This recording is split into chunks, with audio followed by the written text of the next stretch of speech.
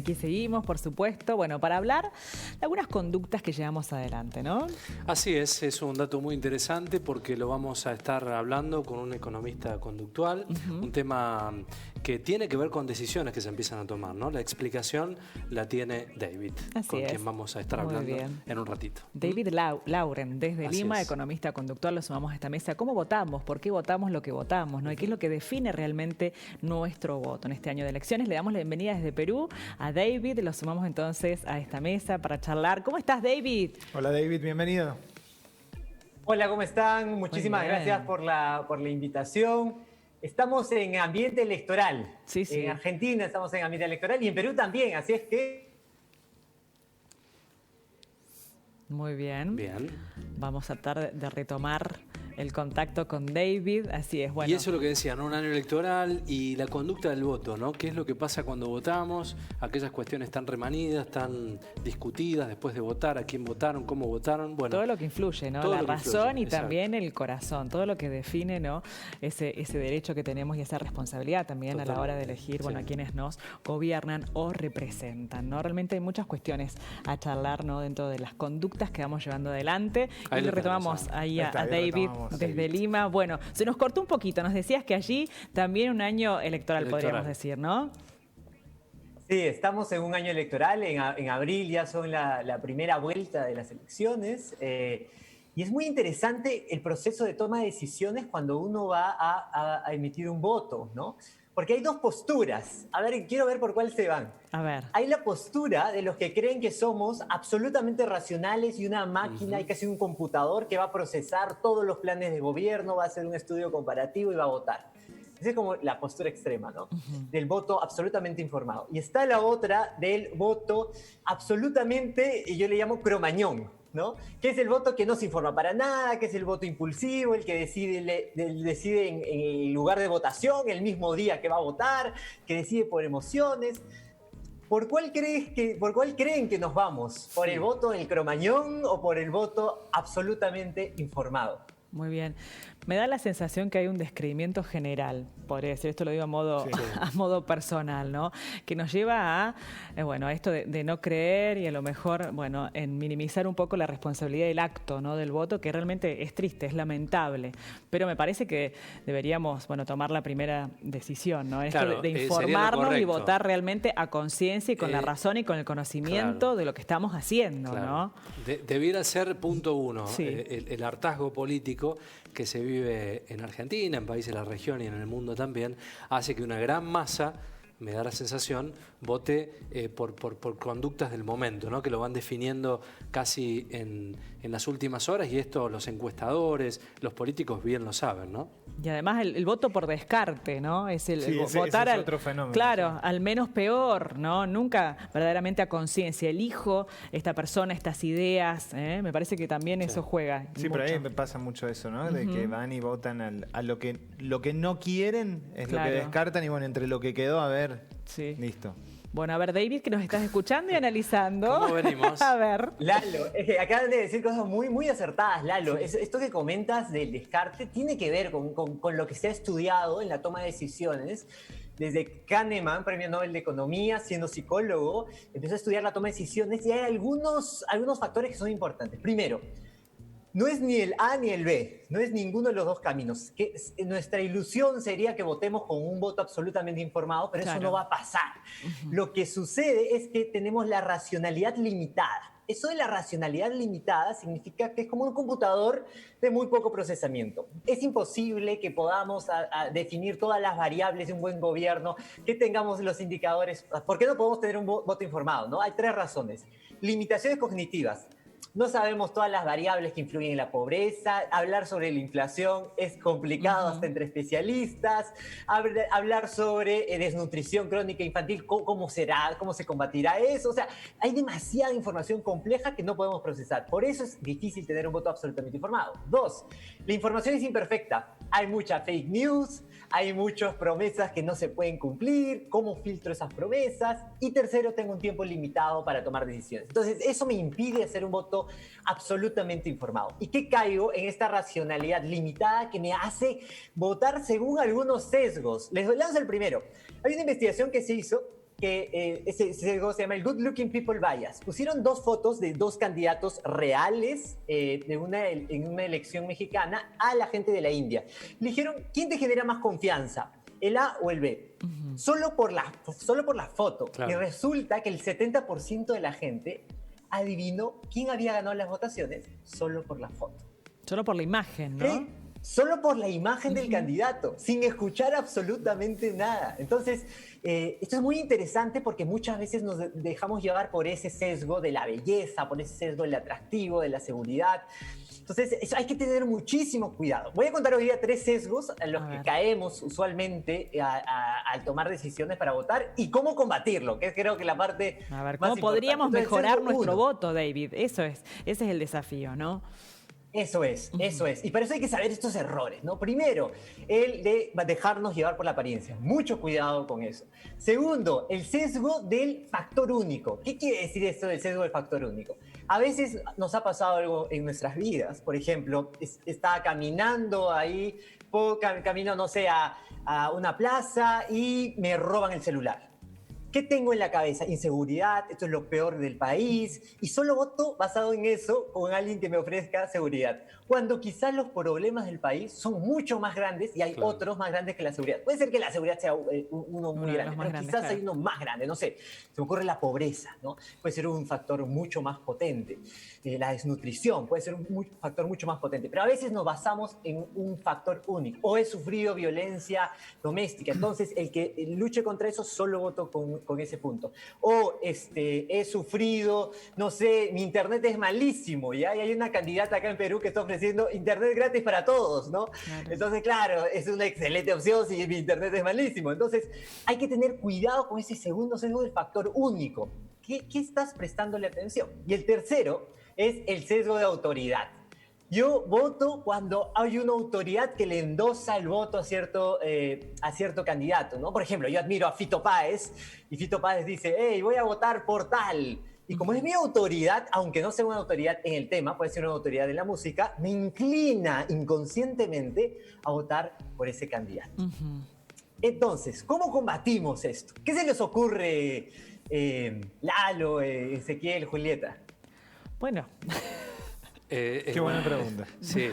Pensar, bueno, no está cambiando el rol, David. Claro, no está cambiando el rol. Más a conciencia. Pensar más a conciencia. Y tratar de ser más objetivo, ¿no? Para tratar de combatir y no caer en esos sesgos, ¿no? Justamente que nos pueden llevar a un voto totalmente erróneo, ¿no? Sí, por ahí está bueno que, a ver, cada uno tiene sus alarmas, ¿no? Y sabe detectar cuando hay un artista que te está guiando el voto.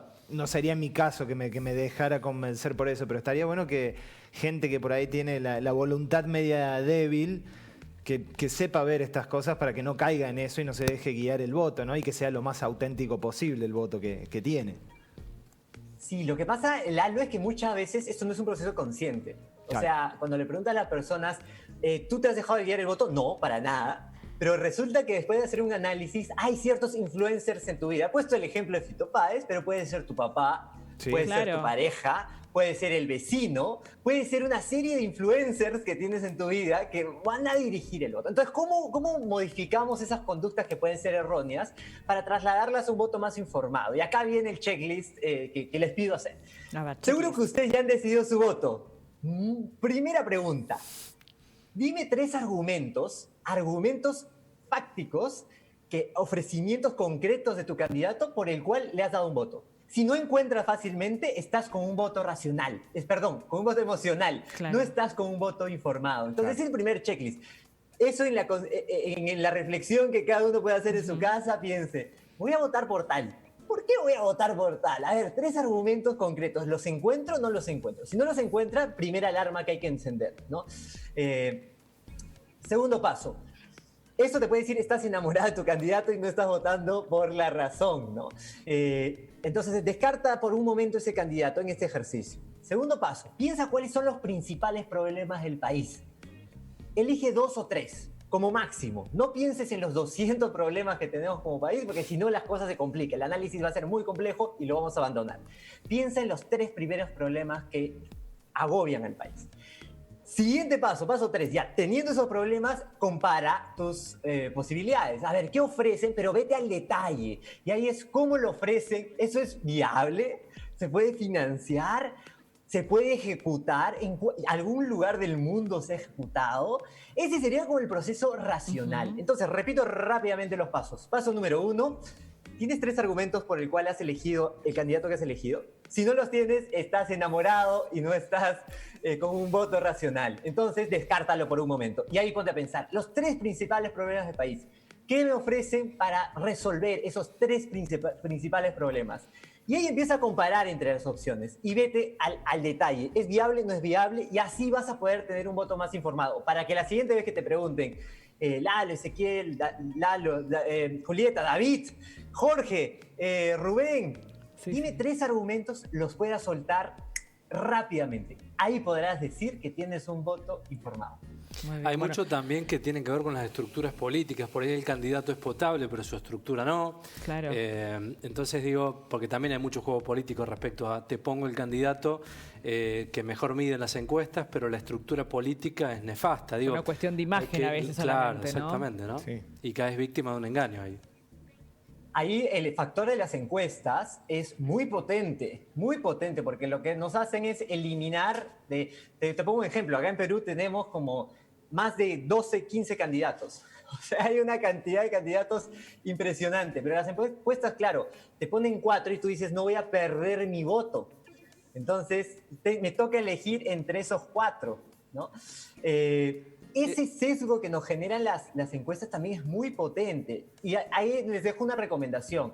Vayan a ver el margen de error en las encuestas. A veces hay encuestas con más o menos 5% y uno cree, mi candidato ya está descartado. Por ejemplo, en Perú, el segundo tiene 6%. Entonces, realmente cualquiera podría ganar, ¿no? Claro. Cualquiera podría ganar porque un margen de error de 5% significa que el que tiene 1 podría tener 6. Sí, Así es que no se dejen llevar en primera instancia, por lo menos hasta que estemos muy, muy, muy cerca a las elecciones, por las encuestas, porque influyen muchísimo en nuestra decisión.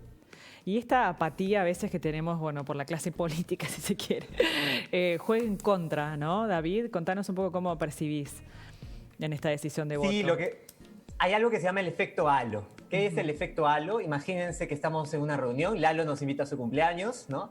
Y yo llego y me paso de copas y ese día hago pues un escándalo, le rompo la mesa a Lalo. Ajá. Entonces, quizás Lalo después piense que yo soy una pésima persona. Y quizás no, quizás crucé un par de vinos, quizás soy una excelente persona y tuve ese hecho específico que me marcó. Pero Lalo me va a calificar profesionalmente, personalmente, culturalmente como una mala persona. ¿Ya? Entonces esto es importante, eso se llama el efecto halo. Cuando ocurre un hecho desastroso ya calificamos todo como un desastre. Entonces eso es lo que nos pasa con nuestra vida política, con nuestros políticos. Hay una serie de casos que son muy impactantes, que nos muestran como si todo fuese malo. Creo que es importante recobrar también un poco la esperanza, porque si no vamos a elegir desde ese pesimismo que no nos permite tener decisiones racionales, y no nos permite simplemente votar por odios y caer en esas falacias que no nos permiten elegir realmente entre la parrilla. Entonces, dejemos de ver solo la gran bomba y el problema, y también veamos algunas situaciones positivas de la política. No transformemos como la política es mala por hechos puntuales que ciertos personajes han ejecutado, por el mal accionar dentro de la política. Entonces, creo que es importante trasladar el mindset de ese pesimismo, también un mindset de optimismo para tomar mejores decisiones. Eso es lo que nos dice la ciencia. Y la oportunidad que tenemos justamente, claro, la oportunidad que tenemos de elegir, ¿no? De hacer valer nuestra decisión y de elegir nuestro voto. Y si no, armamos un partido. David, ¿querés? Armemos un partido. Y lo que acaba de decir es cierto, tú armas tu partido, porque yo les decía, tú puedes tener un influencer, pero ojo, tú también eres el influencer de alguien. Claro. Tú cuando empiezas a comentar algo al vecino, cuando conversas con el taxista, cuando empiezas a conversar con tus familiares, con tus amigos, ya estás influenciando. Eso es hacer política. Entonces, antes de quejarnos de que las cosas salen mal y siempre los mismos, ¿qué rol estás tomando desde la política? Sabiendo que el influencer es potente, ¿qué tipo de influencer eres? ¿Cómo involucrarse? ¿Cómo juega el voto en blanco en este esquema, David? Eso es muy interesante, porque ¿qué te dice la teoría de la ciencia de la toma de decisiones? Cuando hay recarga cognitiva, que es cuando algo es muy complicado y muy complejo, la gente que decide no hacer nada. ¿no? Entonces, cuando hay demasiada información que está aturdiendo al electorado, optan por no voy por nada, porque no quieren decidir entre hacer ese ejercicio complejo de análisis, prefieren inclinarse por el o vicio mi voto viciado, tacho todo, o dejo mi voto en blanco. Ese es un factor muy importante, que después lo justificamos, ¿no? O sea, eso diría que es la razón oculta, pero la razón visible es ya ponemos, no, lo que pasa es que nadie me convence, no, lo que pasa es que nadie me representa, pero si le preguntas a esa persona, a ver, ¿has revisado el plan de gobierno de todas las opciones? Seguro la respuesta es que no. Claro. Entonces es una justificación, más no es la razón. La razón es quizás que está siendo muy compleja la información. Por eso la labor que ustedes hacen como periodistas es tan importante, ¿no? Porque nos simplifica la toma de decisiones haciendo un spotlight en los temas realmente relevantes para el país. Muy interesante, muy claro. La verdad, replantearnos por qué votamos y cómo votamos. Nos quedan resonando muchas ideas, David, realmente. Sí. Por ahí más cerca de las elecciones lo llamamos. Sí, ni hablar, claro que vamos a retomar esta charla, David. Sí, con irnos con esas 3 razones concretas y específicas por el cual le estás dando tu voto a alguien, creo que ya puedes decir que estás en el voto informado y no en el voto del cromañón, ¿no? Del primitivo, del corazón. Entonces, creo que con eso ya podríamos irnos tranquilos a dormir, sabiendo he votado por tal argumento, por tal otro y por tal otro. Muy bien. En tus redes, @David Laurent, así es, ¿no? Así es, ya que se acerca las elecciones en Perú y Argentina, estaré colgando varios de esos tips, infografías, con qué te puede ayudar a filtrar mejor tu voto, así que síganme para tener esa información. Muy bien, David, muchísimas gracias por el tiempo que nos brindaste allí en pantalla, tus redes para que te puedan seguir e informarse con todos tus posts.